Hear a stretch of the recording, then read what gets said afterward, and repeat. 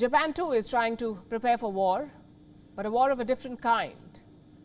Throughout this year, Japan has dealt with serious electricity shortages. And this country is not energy independent. Japan relies on imports for most of its energy supplies. Rising demand and record high prices have raised the risk of blackouts. Japan's Prime Minister Fumio Kishida has a new plan. He wants to start using Japan's nuclear power plants again. But will his people support him? Our next report tells you why this plan is so controversial. It was a disaster that shook the world. In 2011, a tsunami wave smashed into a nuclear plant in Japan. It caused the world's worst nuclear disaster since Chernobyl. Japan, shaken up by that nightmare, dialed back its use of nuclear power. 11 years after that disaster in Fukushima, a major shift is happening. Tokyo now wants to switch on all of Japan's reactors.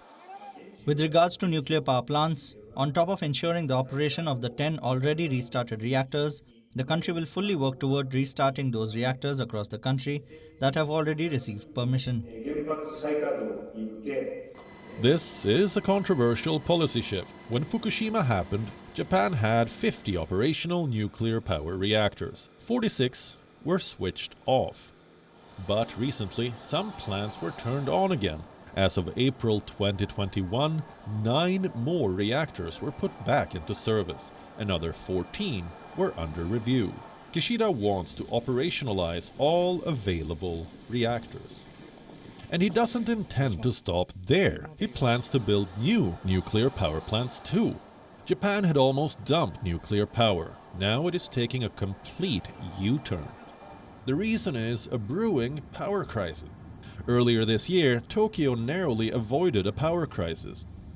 An earthquake took several coal and gas-fired power plants offline. It led to a serious shortage of electricity. The Japanese government sounded an alarm. Households and businesses switched off their lights to save electricity. Offices sent their workers home early. The Tokyo Sky Tree Tower is the tallest structure in Japan. It went dark to save power. Tokyo was successful in avoiding a blackout, but Japan's vulnerabilities were exposed. The Japanese import most of their energy. The war in Ukraine has already made energy supplies more expensive. Now, extreme weather has led to shortages once again. In June, Japan's government was forced to make fresh appeals. They asked 37 million people to cut back on their use of electricity. Citizens were asked to switch off lights for at least 3 hours and use air conditioners judiciously. Nuclear power is the only way to end these shortages, but Kishida will have to deal with stiff resistance. Just half of Japan's citizens support the return of nuclear plants. The bitter legacy of Fukushima still haunts Japan. Bureau Report, WION World is One. WION is now available in your country. Download the app now and get all the news on the move.